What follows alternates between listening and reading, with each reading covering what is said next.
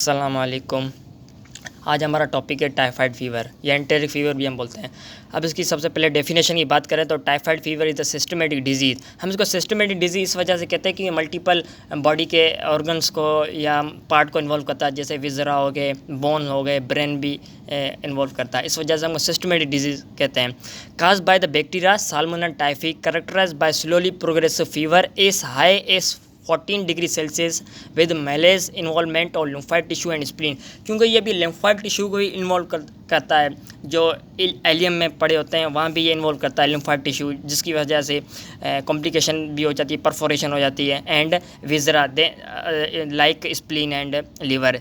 इसकी डेफिनेशन के बाद हम बात करेंगे clinical feature. Clinical feature divide किए हुए हैं हम on the basis of week.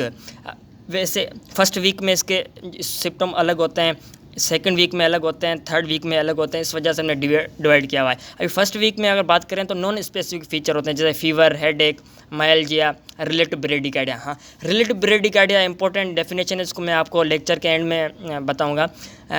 And constipation adult में होती है, और जो चाइल्ड होते हैं उसमें डायरिया एंड वोमिटिंग के साथ जो चाइल्ड होते हैं प्रेजेंट करते हैं, लेकिन अडल्ट में कॉन्स्टिपेशन होती है। अब ये हो गया फर्स्ट वीक। अब एंड ऑफ सेकंड वीक में क्या होता है, रोज स्पॉट ऑन द ट्रंक। ये वैसे 25% इंडिविजुअल में होता है, तो इस वजह से ये कहाँ होता है, अपर एब्डोमिन में इसको आपको रोज स्पॉट मिलेंगे। एंड बैक आर स्पेर्स, लेकिन बैक में नहीं होते हैं। लेकिन इसकी एक फाइंडिंग होती है, आप जिसको जैसे ही प्रेशर लगाओगे ये फेड हो जाते हैं। इसके बाद क्या होता है, कफ एंड एपिस्टेक्सिस भी होती है। Splenomegaly at the 7th and 10th day पे आपको मिलेगी। एब्डोमिनल डिस्टिंक्शन विद टेंडरनेस आपको मिलेगी। And constipation follow by diarrhoea. First week में हमने क्या देखा था, कॉन्स्टिपेशन थी। अभी end of the second week में डायरिया के साथ प्रेजेंट होगा। लेकिन end of the second week में क्या होगा, अगर ये ट्रीटमेंट नहीं हो पाया वक्त के टाइम पे, first week and second week में ट्रीटमेंट नहीं हो पाई, तो क्या होता है, एंड ऑफ सेकंड वीक में डेलीरियम के साथ प्रेजेंट हो जाता है, complication, then coma and death if untreated. अब इन्वेस्टिगेशन की अगर बात करें तो इन्वेस्टिगेशन भी सेम है, फर्स्ट वीक में डिफरेंट है, सेकंड वीक में आपको अलग मिलेगी, थर्ड एंड फोर्थ वीक में अलग मिलेगी। वैसे फर्स्ट वीक में डायग्नोस करना एंटेरिक फीवर को थोड़ा मुश्किल होता है, क्योंकि नॉन स्पेसिफिक फीचर होते हैं, हेडेक, मलेरिया, कफ, इस वजह से हमें डायग्नोस करना मुश्किल होता है। लेकिन मोस्ट कॉमनली हम ब्लड कल्चर करते हैं फर्स्ट वीक में। सेकंड वीक में हम एंटीजन टेस्ट करते हैं, विडाल टेस्ट करते हैं। विडाल टेस्ट वैसे अभी अब्सोल्यूट हो चुकी है।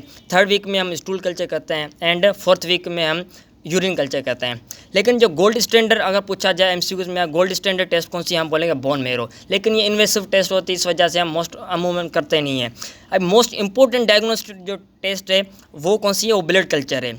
अभी ब्लड कल्चर क्यों इंपॉर्टेंट डायग्नोस्टिक टूल है, क्योंकि it is the most important diagnostic test at the disease onset. As stool culture often negative despite active infection. Active infection में भी कभी कभार स्टूल कल्चर नेगेटिव होता है, इस वजह से हम मोस्ट इंपॉर्टेंट डायग्नोस्टिक टूल कौन सी है, ब्लड कल्चर, इजीली हो जाती है। लेकिन बोन मेरो गोल्ड स्टैंडर्ड है, लेकिन इन्वेसिव, इस वजह से हम अमूमन करते नहीं है। आपको सीबीसी में एनीमिया मिलेगी, leukopenia, leukocytosis, absolute eosinopenia and relative lymphocytosis भी मिल जाती है।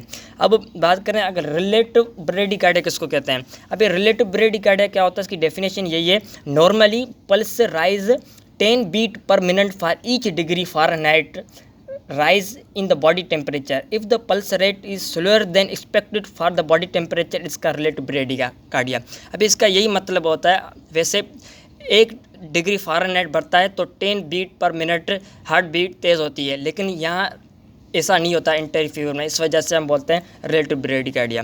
Thank you. अगर मेरी वीडियो पसंद आई तो लाइक एंड सब्सक्राइब कर, एंड इसका जो नेक्स्ट पोर्शन होगा वीडियो का वो treatment and complication of typhoid fever भी होगा। Thank you. अल्लाह हाफिज़।